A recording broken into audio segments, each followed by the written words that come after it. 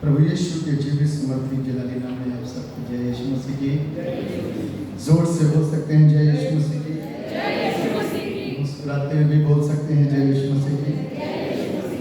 क्योंकि हम अपने परमेश्वर के भवन में आए हैं और वो कलाम जो जीवित है उस कलाम से हम कलाम होने के लिए आए हैं, ताकि हमारी जिंदगी के वो सुने हिस्से के अंदर परमेश्वर का कलाम असर को करे, ताकि वो सूनापन हमारी जिंदगी से दूर हो सके और हम आनंदित और आशीषित हो जाएं।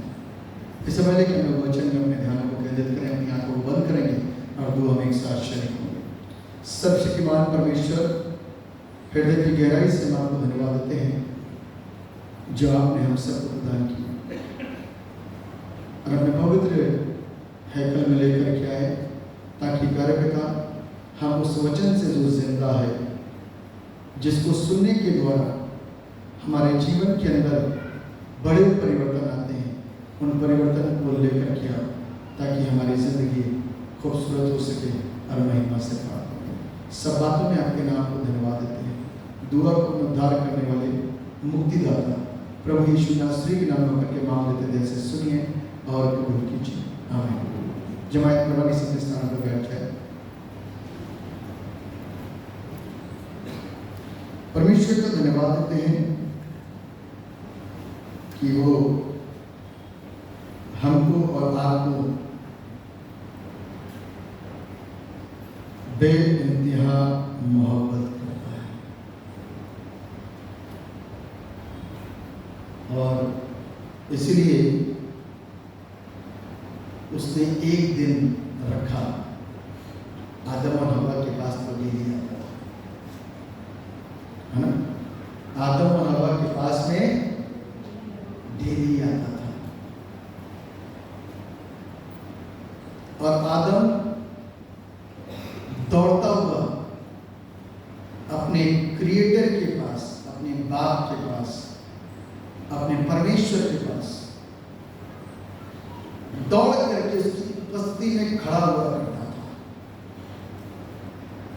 एक दिन पाप आ जाने की वजह से, पता नहीं कि ये पाप था आदम के लिए, उसको नहीं पता था क्या हो गया, लेकिन ये पाप परमेश्वर की वचन की अवहेलना करना ही पाप कहलाता है। अनाज्ञाकारिता जो उसकी जिंदगी के अंदर आ गई, बार बार बोले जाने पर भी जो हट करता है एक दिन नाश हो जाता है। और उसको बोला गया था, आदम ये सब कुछ तेरे लिए है, ये सब कुछ तेरे लिए, बस इस फल को ना खाना, ना छूना, ना देखना। परंतु बेचारा आदम जब तक अकेला था, अपने आप को सुरक्षित रख सका, लेकिन एक दिन उसने वो फल को देखा भी, छुआ भी और खाया भी। प्रभु ने कहा, जिस दिन तुम इसे खाओगे उस दिन, जोर से बोल सकते हैं, मर जाओगे। आदम मर गया? बता सकते हैं आप, रिस्पॉन्स दे सकते हैं। आदम मर गया? नहीं। कितने वर्ष जीवित रहा? 930। Very good. 930 साल आदम जीवित रहा। तो आप समझ सकते हैं कि प्रभु ने किस मृत्यु के विषय में बोला था। वो और उसको प्रभु ने मृत्यु बोला है। जब हम परमेश्वर की उपस्थिति से जिस दिन हटेंगे उस दिन हमारी मृत्यु हो जाएगी। परमेश्वर की दृष्टि में ये दुख और अफसोस की बात है। ये किस चीज की बात है? दुख और अफसोस की बात है। तो परमेश्वर की हुजूरी में बने रहना, उसकी उपस्थिति में बने रहना, उसके साथ साथ चलते रहना मेरा आपका प्रतिदिन का कर्तव्य होना चाहिए। और जब हम उसकी उपस्थिति में बने रहेंगे तो हमको छिपना नहीं पड़ेगा, हमको दोष लगाना नहीं पड़ेगा कि जिसे तूने मुझे दिया उसने मुझे ये फल खिला दिया। अरे आदम, दोष क्यों लगाता है?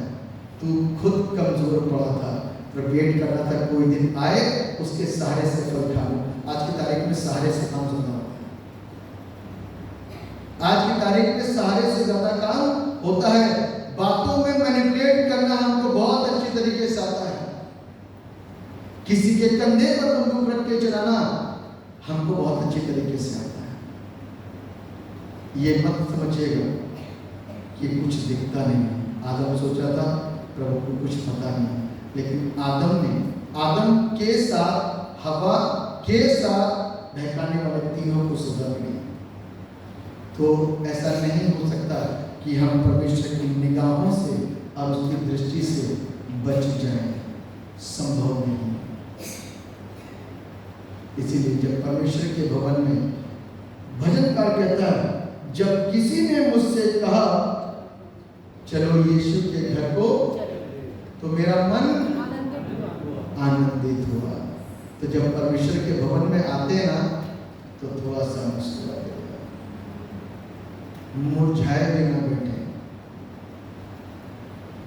सोती हुई अवस्था में ना बैठे, सुनी अवस्था में ना बैठे, अपनी प्रॉब्लम्स को यहीं आकर के बात करना ना शुरू कर दें, क्योंकि परमेश्वर का वचन सुनने से हमारी जिंदगी के अंदर परिवर्तन आते हैं। आमेन। जोर से हाथों को हिला करके आमीन बोल सकते हैं। आमेन। क्योंकि परमेश्वर को सुस्ती पसंद नहीं है। परमेश्वर के भवन में आनंद की भरपूरी है, और यदि आनंद की भरपूरी मेरी और आपकी जिंदगी में नहीं है, तो इसका मतलब कि हम टाइम पास और टाइम वेस्ट करने के लिए आए हैं। सबसे पहली चीज इस बात को सीख लेने की जरूरत है कि सच्ची आत्मिकता क्या है। बड़ा प्रश्न कर रहा हूं मैं आपके साथ। सच्ची आराधना क्या है? आराधना शांति के वक्त में भी हो सकती है, आराधना चुपचाप से हो सकती है, लेकिन उस आराधना के अंदर प्योरिटी होगी तभी वो सच्ची कहलाएगी, अन्यथा वो भी झूठी कहलाएगी। उस आराधना के अंदर यदि सच्चा समर्पण होगा और आपका इन्वॉल्वमेंट उसमें अच्छे से, तो वो सच्ची आराधना होगी। अन्यथा सब कुछ वायु को पकड़ने के समान। 50 साल के बाद, 70 साल के बाद भी यदि हम जीरो निकले, तो अफसोस उन जिंदगियों के ऊपर जिन्होंने 70-80 साल के इस लंबे पीरियड को बर्बाद कर दिया, खो दिया। तो हमको समय की बहुमूल्यता को समझते हुए अवसर को पकड़ लेने की जरूरत और आवश्यकता है। हाथों से न निकलने दें, पकड़ लें। जब पकड़ने की कोशिश करेंगे तो उसमें आपकी नियत और आपका प्रयास उसको दिखाई देगा, और वो आपके पास उस काम को करने के लिए, उस वक्त को पकड़ने के लिए सहायता प्रदान करेगा। मैं बड़ा सुंदर सा विषय है मेरे लिए और आपके लिए। मेरे लिए इसलिए क्योंकि ये वाला काम ज्यादातर प्रभु यीशु के लोग करते हैं, जबकि सबको करना चाहिए। क्योंकि कलाम कहता है, प्रभु यीशु के शुभ संदेश का प्रचार करने वालों का स्वागत और तिरस्कार दोनों होता है। क्या होता है? प्रभु यीशु मसीह के सेवा करने वाले, सुसमाचार प्रचार करने वाले बंदों का आदर और तिरस्कार दोनों होता है। हमें यह नहीं पता कि हमने अपनी धार्मिकता अपने दिमाग के अंदर किस तरीके की फिट करी। देखिए, ये अपना सॉफ्टवेयर है। हमने अपने समान और अपने तरीके से अपनी आत्मिकता को और अपनी धार्मिकता को यहाँ पर बिल्ड किया, यहाँ पर बनाया है। हमारी दृष्टि में ये धार्मिकता सही है, आपकी दृष्टि में कुछ और होगा और किसी तीसरे की दृष्टि में कुछ और होगा। लेकिन पूछो तो सही, परमेश्वर की दृष्टि में आपका सजाया हुआ धार्मिकता का जो तरीका है वो सही है क्या? क्या हम प्रभु के पास कभी गए और पूछा कि प्रभु आप कौन सी आराधना और कौन सी वर्शिप और कैसा जीवन की अपेक्षा मुझसे करते हैं? ये तो मेरा अपना ख्याल है, ये तो मेरी अपनी सोच है, ये तो मेरा अपना डिसीजन है कि चर्च जाना धार्मिकता है, दहकी देना धार्मिकता है, घर में दुआ कराना धार्मिकता है, अच्छे से प्रार्थना करना धार्मिकता है। ये सारे कुछ पॉइंट है। कुछ लोगों का थोड़ा सा और इससे गंभीर हो जाता है, उपवास करना धार्मिकता है। लेकिन इससे पहले कि ये सारी चीजें हो, हमको उस जवान व्यक्ति को याद कर लेना चाहिए जिसको प्रभु यीशु मसीह ने कह दिया कि तुझ में सिर्फ एक बात की घटी है। वो व्यक्ति भी बड़ा दौड़ता हुआ गया, प्रभु अनंत जीवन प्राप्त करने के लिए मैं क्या करूं? शुक्र है, पता तो था कि अनंत जीवन की बात पूछने किससे जाऊं। आज की तारीख में बहुतों को, बाहर के लोगों को डायरेक्शन ही नहीं मालूम है, इसलिए बहुत सारे लोग ढूंढते ढूंढते ढूंढते डायरेक्शन नहीं मिला। तब किसी ने मुझसे कहा चलो यीशु के घर को, तो मेरा घर, मेरा दिल आनंदित हुआ, क्योंकि ये आनंदित घर है। इस जगह से मार्गदर्शन होता है, इस जगह पे मार्ग का पता चलता है, इस जगह पे सच्चाई का पता चलता है, इसी जगह पर उस अनंत जीवन का ज्ञान हमको और आपको प्राप्त होता है। दुनिया के किसी भी कोने के अंदर अनंत ज्ञान, अनंत जीवन का ज्ञान किसी को प्राप्त नहीं हो सकता, ना होता है। लोगों की जिंदगी मृत्यु के बाद खत्म हो जाती है, उनकी सोचों के ऊपर वहीं पे ताले लग जाते हैं, लेकिन उसके बाद बाइबल हमारे तालों को खोल करके अनंत जीवन की ओर हमको और आपको प्रेषित करती आगे बढ़ाती है, ताकि हम उस जगह पर, उस स्थान पर पहुंचे जो स्थान प्रभु ने मेरे और आपके लिए तैयार किया है। तुम्हारा मन व्याकुल, तुम पिता पर विश्वास रखते हो।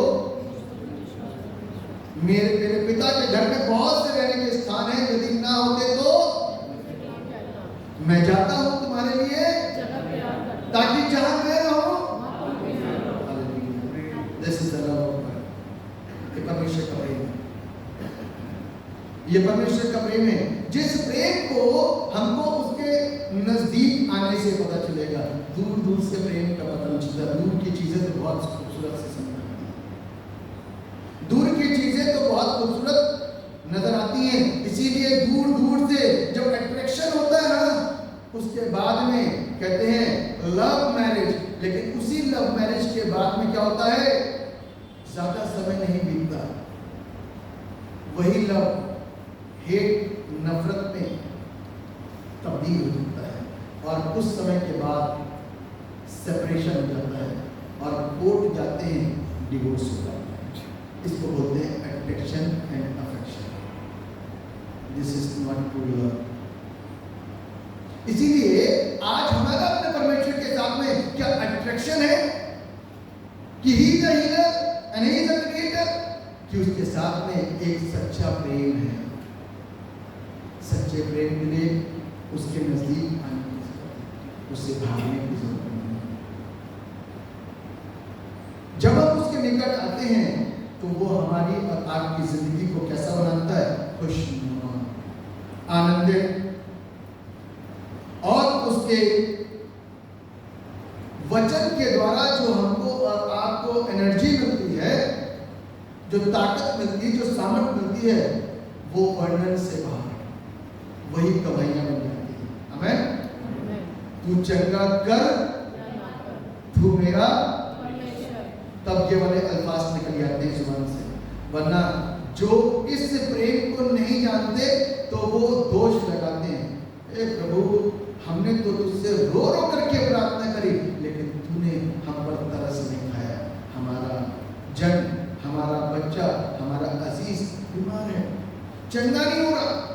और किसी ने लिख करके बड़े खूबसूरत ढंग से बोल दिया, तू चंगा कर या ना कर, तू मेरा परमेश्वर है। ये प्रेम है, ये प्रेम है जो शद्रक, मेशक और अबेदनगो के मुंह से बाहर आया कि मेरा परमेश्वर हमको इस धधकते हुए भट्टी की अग्नि से बचा सकता है। ये कॉन्फिडेंट है, बड़ा पक्का कॉन्फिडेंस है अपने परमेश्वर के ऊपर कि वो सब कुछ कर सकता है। अनहोनी बातें करते हैं प्रभु के लोग, कैसी बातें करते हैं, जोर से बोल सकते हैं, अनहोनी बातें करते हैं प्रभु के लोग और संसार के लोगों को वो बकवास नजर आती है। प्रभु के लोग ऐसी बातें कर देते हैं कि लंगड़ा चलने लग जाएगा, गूंगा बोलने लग जाएगा, बहरा सुनने लग जाएगा, अंधा देखने लग जाएगा और इतने पुराने समय से ये बंदा चंगा हो जाएगा। अरे ऐसा कुछ हो सकता है, बकवास बोला, बाइबल में कहीं बोला, लोग बोलते हैं अरे नूह बाबा तो बाबा ही हो गया, बुढ़ा हो गया, सखिया गया, आज की तारीख में तो बारिश कभी नहीं हुई, कैसी बारिश की बात करता है। लेकिन जिस दिन होना शुरू हुई ना उसी दिन आंखें खुल गई और जब जहाज पानी के ऊपर आने लगा ना तो लोग चिल्लाने लगे, तब मृत्यु समझ में आने लगा। एक्चुअल में जब हम मृत्यु के निकट होते ना तब प्रभु दिखाई देता है। तो आज ऐसा जीवन जिए कि आपको लगे कि हमारा हर पल मृत्यु है। और बाइबल हमको इस बात बताती है कि उस मृत्यु से प्रभु बहुत अफसोस करता है और नहीं चाहता कि वो वाली मृत्यु हो जाए। इसलिए जब आदम के पास में गया और सब कुछ दिखाया तो बोला, जिस दिन तुम इसे खाओगे उस दिन मर जाओगे। आदम से ये बात ज्यादा समय तक संभाली नहीं गई, क्योंकि मैं आपको बताना चाहता हूं कि आप एक अच्छे शिक्षक हो, लेकिन दूसरा वाला जब आपके सामने आएगा ना तो हो सकता है कि आपको बरगला दे। इस वचन से बरगलाने वाले भी बहुत सारे लोग आपके पास में आ सकते हैं और भिन्न भिन्न शिक्षाओं को लेकर के आपको आपके परमेश्वर से दूर और अलग कर सकते हैं। इसी को बोलते हैं बरगला देना, बहका देना। इसीलिए मत्ती 24 के अंदर लिखा है कि अंत के दिनों में बहुत सारे लोग, सबसे शुरुआत में लिखा है, क्या लिखा है, अंत के दिनों में बहुत सारे भरमाने वाले लोग आएंगे, उनसे बचिए। प्रभु यीशु मसीह ने अपने पिता से इस बात को बोला कि अब मैं तुझसे ये विनती नहीं करता कि तू उन्हें जगत से उठा ले, परंतु तुझसे ये विनती करता हूं कि इनको दुष्ट से बचा ले। यदि आज मेरा और आपका रिश्ता इस जीवित परमेश्वर के साथ में है तो दुष्ट की हिम्मत नहीं कि वो मेरे आसपास भी पहुंचे। आमीन। तो इसलिए प्रभु के संदेश कई जगह इज्जत पाते हैं लेकिन बहुत जगह निरादर भी किए जाते हैं। इस बात के लिए वो मेंटली प्रिपेयर होते हैं। ये नहीं बोलते कि प्रभु हम तो तेरी सेवा करने के लिए आए, तू कहता करते हमने तुझे गर्व से चुना और चल, तो हम क्या पिटने के लिए यहाँ पर आए, क्या निरादर होने के लिए? क्योंकि बहुत सारे लोगों को ना अपनी इज्जत बहुत प्यारी होती है ना, अरे बहुत इज्जत प्यारी। इसीलिए प्रभु के पास वो आए जो प्रभु के सामने अपनी जिंदगी दे दे और इस बात को बोलते, प्रभु मैं तेरा और तू मेरा, और तू मुझे जिस हाल में रखे उस हाल में मैं खुश रहूंगा, लेकिन मेरी जिंदगी से तुझे नहीं मानूंगा। इन वर्ड्स को बोलना बड़ा आसान है, लेकिन इन वर्ड्स में रहना बड़ा कठिन है। इन वर्ड्स को बोलना बहुत आसान है, लेकिन इनमें बने रहना बहुत कठिन है। मेरे साथ निकाल लीजिए मरकुस रचित सुसमाचार उसका 6 अध्याय और उसके आरंभिक लिखा है हेडिंग आप सुन लीजिए, लिखा है नासरत में यीशु का अनादर। जब फिलिप्पुस नतनिएल के पास में गया तो नतनिएल से उसने बोला तुझे मालूम है हमें परमेश्वर मिल गया। तो फिलिप्पुस का नतनिएल का क्या रिएक्शन था मालूम है? उसका रिएक्शन था क्या कोई अच्छी वस्तु नासरत से निकल सकती है? यानी कि नासरत के विषय में जो ज्ञान था, जो नॉलेज थी, नतनिएल को बहुत अच्छी तरीके से थी। इसीलिए इस बात को बोला कि क्या कोई अच्छी वस्तु नासरत से निकल सकती है?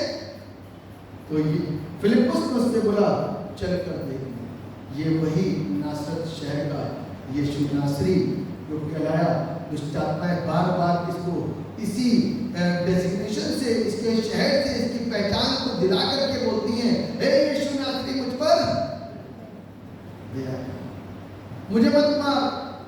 तो वही नासरत शहर के अंदर जहां पर यीशु मसीह का जन्म हुआ, जहां पर यीशु मसीह पैदा हुआ और जहां पर यीशु मसीह पला बड़ा और उसके और भी भाई बहन थे, इस शहर के अंदर जब प्रभु ने सत्य को बोलना शुरू करा, सच्चाई को बोलना शुरू करा, तो लोगों के पांव के नीचे से जमीनें सरकनी शुरू हो गई।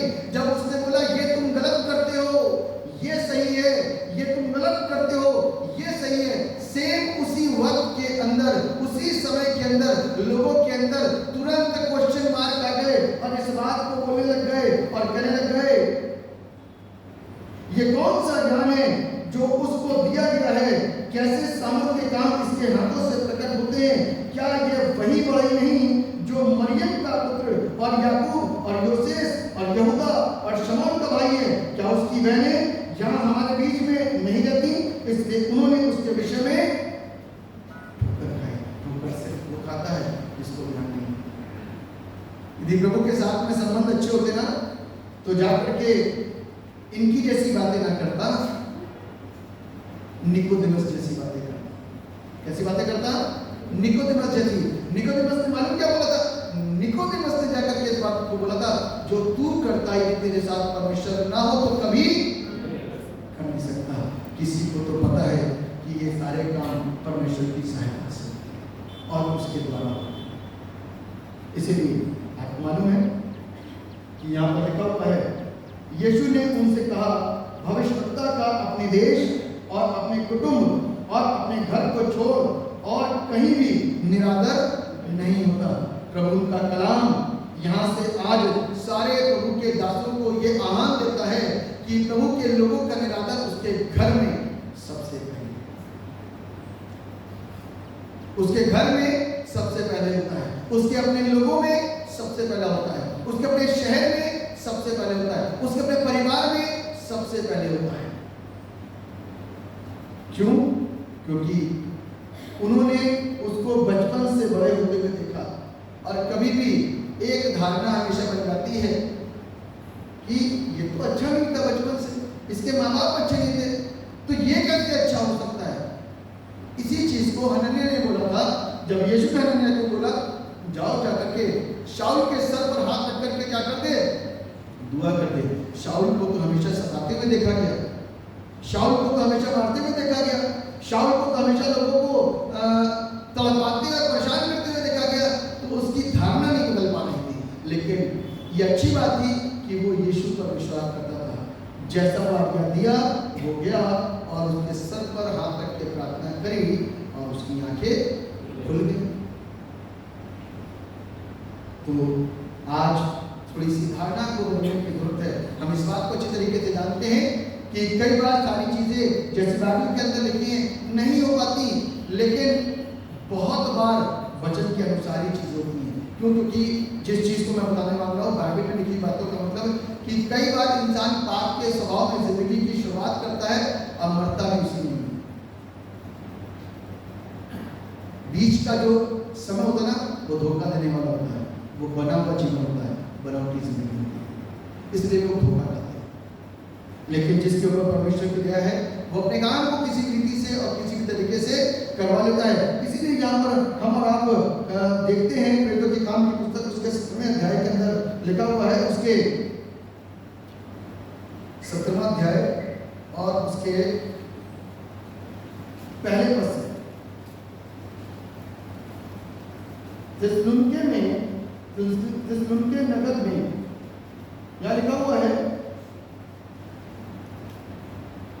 फिर वे अम्फिपुलिस और अपुल्लोनिया होकर थिस्सलुनीके में आए, जहां यहूदियों का एक आराधनालय था। पौलुस अपनी रीति के अनुसार उनके पास गया और 3 सब्त के दिन पवित्र शास्त्रों से उनके साथ वाद विवाद किया और उनका अर्थ खोल कर समझाता था कि मसीह को दुख उठाना और मरे हुओं में से जी उठना अवश्य था, और यही यीशु जिसकी मैं तुम्हें कथा सुनाता हूँ मसीह है। उनमें से कितनों ने और भक्त यूनानियों में से बहुतों ने और बहुत सी कुलीन स्त्रियों ने मान लिया और पौलुस सिलास के साथ मिल गए, परंतु यहूदियों ने ढा से भरकर बाजारू लोगों में से कुछ दुष्ट मनुष्यों को अपने साथ लिया और भीड़ इकट्ठी करके नगर में हुल्लड़ मचाने लगे। कुछ लोगों ने स्वीकार करा उस सच्चाई को और कुछ लोग कहीं और से नहीं, बीच से ही बाजारू लोगों को, मतलब कि बाहर की बाजार से लोगों को इकट्ठा करके लाए और ला करके क्या करा, इन लोगों का तिरस्कार करा और इन लोगों के खिलाफत में षड्यंत्र रचा। तो मैं इस बात को बताना चाहता हूं, चर्च के अंदर 2 प्रकार की प्रवृत्ति होती है, एक स्वीकार करती है, एक अस्वीकार करती है। लेकिन आज स्वीकार करने वाले और अस्वीकार करने वाले अपने वचन को अच्छे से पढ़ करके उसमें से सीखें कि हम क्यों तिरस्कार कर रहे हैं और हम क्यों स्वीकार कर रहे हैं। इसलिए नहीं कि वो दिखते अच्छे हैं हमने स्वीकार कर लिया, इसलिए कि उनके पास खुदा की बातें हैं और उनके द्वारा खुदा का काम होता है। इसलिए नहीं कि वो टाइम ज्यादा लेते हैं, इसलिए कि वो वाकई में परमेश्वर के वचन को नहीं कुछ और बातें कर रहे हैं, तो तिरस्कार हो सकता है। लेकिन यदि परमेश्वर के वचन के अनुसार सारी चीजें हैं तो इस बात को ध्यान रखने की जरूरत है कि हमको परमेश्वर की बातों को स्वीकार करने की जरूरत और आवश्यकता है। आज दुनिया में एक बड़ा शब्द धर्मांतरण क्यों निकला मालूम है? सिर्फ इसलिए कि लोगों को ये सच्चाइयां पसंद नहीं आई, उनके दिमाग के अंदर कुछ और फितूर है, वो सेम शाऊल जैसा काम कर रहे हैं। अरे ये कौन लोग आ गए जो हमारे लोगों को क्या कर रहे हैं, बरगला करते हैं। ऐसा कुछ नहीं, हमारे पास जीवित वचन है और जीवित वचन को बांटने का अधिकार भी अगर आपके पास इस देश के संविधान में दिया है, और परमेश्वर सबसे बड़ा संविधान, सबसे बड़ी आज्ञा परमेश्वर की है और उसने इस बात को बोला मत्ती रचित सुसमाचार 28:18 के अंदर, जाओ जाकर के लोगों को चेला बनाओ और उन्हें पिता पुत्र और पवित्र आत्मा के नाम में बपतिस्मा दो। आज से 100 साल पहले आपको भी कुछ ऐसे ही हुआ होगा। 150 साल पहले आपके फैमिली के साथ में, आपके पूर्वजों के साथ में कुछ ऐसे ही हुआ होगा। आज हमारी सिचुएशन तो थी, लेकिन आज हमको डर लगता है। आज हमको क्या लगता है? उन्हीं सारी बातों से डर लगता है, जबकि हम वहीं से हमारा भी बीज निकल करके बाहर आया, फलवंत हुआ, अंकुरित हुआ, फल लाया, और आज वही चीज मेरे और आपके द्वारा देखते हैं जब संसार के अंदर, तो डर होता है और भय होता है। ये तो बुनियाद है, आज से नहीं, जब से यीशु मसीह स्वर्गारोहण हुआ ना, उससे पहले बोल के गया, जाओ जाकर के लोगों को चेला बनाओ और उन्हें पिता पुत्र और पवित्र आत्मा के नाम में बपतिस्मा दो। आज जरूरत है, बाइबल हमको इस बात बताती है, यदि आज हम ऐसा नहीं करेंगे तो एक वक्त ऐसा आने वाला है कि प्रभु मेरे और आपके प्रति पिता से जाकर के एक और बात बोलेगा। अभी तो सिर्फ इतना बोल करके आया, मत्ती यूहन्ना रचित सुसमाचार उसके 7वें अध्याय में इस बात को बोल करके, ऐ बाप, जैसा संसार के लोग मुझसे प्यार नहीं करते, जैसा मैं संसार का नहीं, वैसे ये भी संसार के नहीं। इन्होंने भी उन वचनों को जो तूने मुझे दिया स्वीकार कर लिया, इसलिए इन्होंने संसार के उन पापों को छोड़ दिया और संसार के सदृश बनना छोड़ दिया और उन पाप भरी जिंदगी से निकल करके बाहर आ गए और ये पाप की जिंदगी को, पवित्र जीवन को सत्य के साथ में, सत्य के मार्ग पर चलना प्रारंभ कर दिया। इसलिए कहीं ऐसा ना हो हमारे काम उसको स्वीकार करने के बजाय अस्वीकार करने के वाले हो जाए, तो वो अपने पिता से जाकर के स्टेटमेंट बोल सकता है और इस बात को बोल सकता है, ऐ बाप इनके साथ वैसा ही ट्रीट करना जैसा तू चाहता है। परमेश्वर मालूम है पवित्र है और हमारे एक भी पाप उससे छूट नहीं सकते, चाहे जन्म के वक्त में हुए हो, चाहे जीवन के किसी भी समय में हो। यदि वो उस वक्त में मेरे और आपके ऊपर इस दृष्टि से नजर डालेगा ना, तो एक भी कितना भी बड़ा विश्वासी क्यों ना बच नहीं सकता। बीच में मालूम कौन आता है? हमारा मध्यस्थ, इसको यीशु मसीह बोला गया है। सिर्फ मध्यस्थ नहीं, वो अनुग्रह साथ में जोड़ कर लाता है। प्रभु पुराने वाले पाप को पीठ के पीछे फेंक और इसको बाद में डिस्कस नहीं करना है, अब नया जीवन शुरू हो गया है, इसको देखना है, पीछे की जिंदगी को नहीं देखना। हम लोग तो पीछे की जिंदगी को देखते हैं, हमारा खुदा कितना पाक और कितना पवित्र, कितना अच्छा है, जो हमारी पीछे की जिंदगी को नहीं देखता। हम लोग पीछे की जिंदगी को देखकर क्या फैसले करते हैं? ये अच्छा नहीं है, वो अच्छी नहीं है, वो अच्छा नहीं है, वो अच्छा नहीं है। बोल सकते हैं उसको समझाने के बाद, बेटा अब दोबारा पाप करेगा तो ध्यान रखिए तेरा बुरा हाल हो जाएगा। यीशु मसीह ने हमेशा इस बात बोला, अब पाप मत करना। उन्होंने तुझे क्षमा कर दिया, मैं भी तुझे, अब पाप मत करना। इसलिए हमको और आपको अच्छी तरीके से सोच लेना चाहिए। एक अच्छी कलीसिया, एक सुलझी कलीसिया, एक परमेश्वर के वचन के साथ चलने वाली कलीसिया, परमेश्वर के वचन में जुड़ी और बंधी हुई कलीसिया, वो एक सकारात्मक सोच जो वचन से निकली है उससे बात करती है। वो संसारिक तरीके से बात नहीं करती। क्षमा करने का हृदय उसके पास होना चाहिए, दया करने का हृदय उसके पास होना चाहिए। आपको इस बात को ध्यान होना चाहिए कि हम और आप यीशु के स्वभाव के लिए अपनी जिंदगी को बदलें, यीशु के जीवन को देखकर के अपनी जिंदगी को बदलें। इसलिए पौल मालूम क्या कहता है? मैं यीशु के लिए अपने आप को बदलता हूँ। यीशु के लिए जो चीजें मेरे कभी लाभ की हुआ करती थी, बहुत पैसा आता था, बहुत मजा आता था, उनको मैंने यीशु के लिए पूरा करके समझ लिया है। आज आप यीशु के लिए हैं या अपने लिए हैं? ये प्रश्न मेरे लिए भी, ये प्रश्न आपके लिए। यीशु के नाम और यीशु की वजह से हमारे जिंदगी के अंदर यदि परिवर्तन नहीं आए, तो हमने और आपने यीशु के साथ में अच्छा रिश्ता नहीं निभाया और ना उसे अभी तक जान पाए। जिस दिन जान जाएंगे ना, तो उस दिन तिरस्कार को भी सर झुका करके ग्रहण कर लेंगे। अभी हम लोग जो बीते दिनों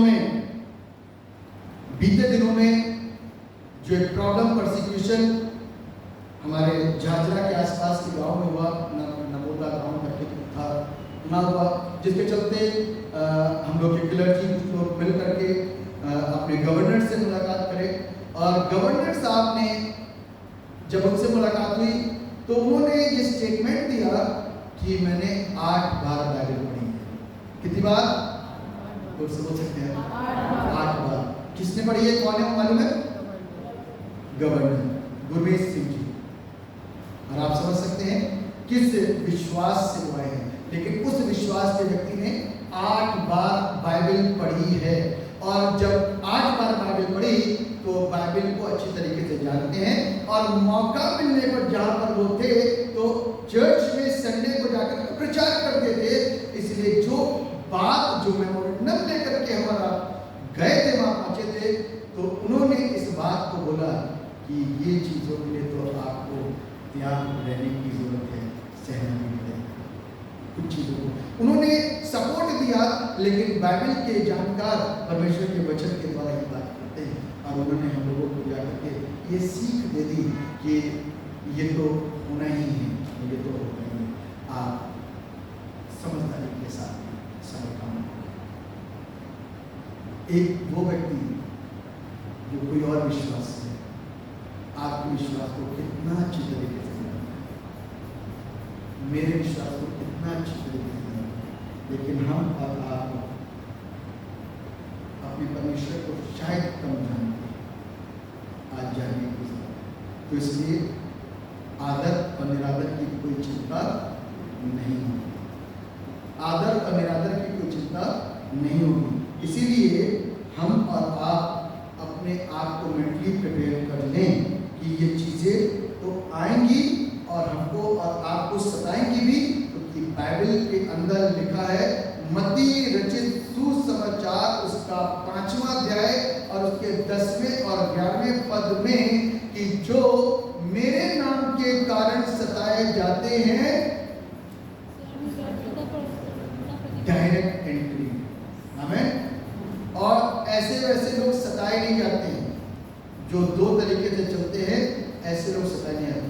जो प्रभु के नाम से चलते हैं वही सताए जाते हैं, और जो सताए जाते हैं उनका जीवन सताए जाने के बाद में बदलता नहीं, फिर भी वही रहता है। पौल जब सेवा करता था ना तो बहुत पिटता था, बहुत विरोध होता था, आपको मालूम है, फिर भी उठ के खड़ा होता था, मिट्टी झाड़ता था, दूसरे गांव में निकल जाता था, दूसरी यात्रा में निकल जाता था और प्रचार करना कभी नहीं छोड़ा, क्योंकि उसको मालूम था जीना मसीह और मरना लाभ है। इतने अच्छे लोग बाइबल के, जो हमारे बाइबल के हीरो हैं, हमारी दृष्टि में बहुत सारे हीरो होते हैं संसारिक, लेकिन कभी इन हीरो की नकल करो और इनको अपने अंदर लो तो मजा आ जाएगा। हमको संसार के हीरो हीरोइन को कॉपी करते हैं, वही वैसे ही बोलना, वैसे ही चलना, वैसे ही सारी चीज़ों की उनकी खोजबीन करना कि वो क्या खाते हैं, क्या पसंद है, कलर कौन सा फेवरेट है, जगह कौन सी फेवरेट, सारी जानकारी।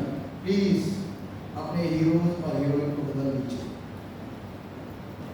अपना हीरो और अपनी हीरोइन इस बाइबल में से चूज करिए और इसमें से खोजिए कि उनको क्या पसंद है। जिस दिन जान जाओगे ना तो उस दिन परमेश्वर की मोहब्बत अंदर जाएगी। परमेश्वर इस वचन के द्वारा हमको और आपको आशीष करे और अपनी महिमा वो सर्वशक्तिमान परमेश्वर धन्यवाद देते हैं इस जिंदगी की जो आपने दी, इस वचन में जिससे आपने हमें सिखाया, हमारे अंदर आनंद भर दीजिए। वो जो एरिया अफसोस और डर का और भय का है, उस एरिया के बंधन को तोड़ दीजिए, ताकि आज हमारा नजरिया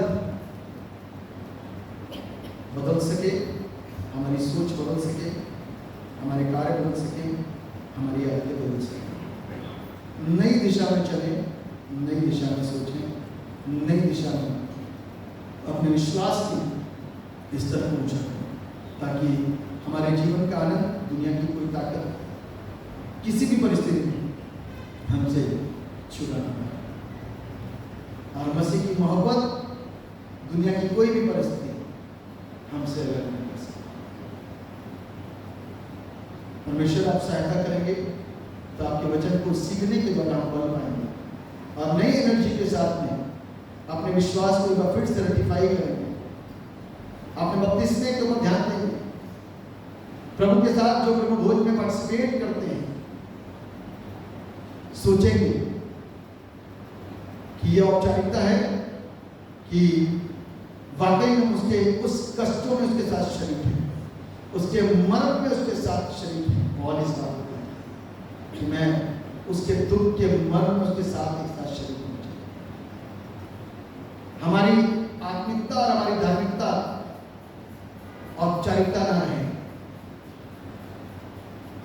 परंतु ये सत्य और सच्चाई में तब्दील हो जाए, तो शायद दुनिया की कोई ताकत और बहकाने वाला और भरमाने वाला हमारे कानों में फुसफुसा नहीं पाए, क्योंकि हमारे पास में एक वचन की सच्ची नॉलेज है, ज्ञान है, और उससे हम अपनी जिंदगी को सुधार रहे हैं, संभाल रहे हैं। परमेश्वर ऐसा होने और ऐसा करने में आप मेरी और कलीसिया की सहायता करें, यीशु मसीह के नाम से आमीन।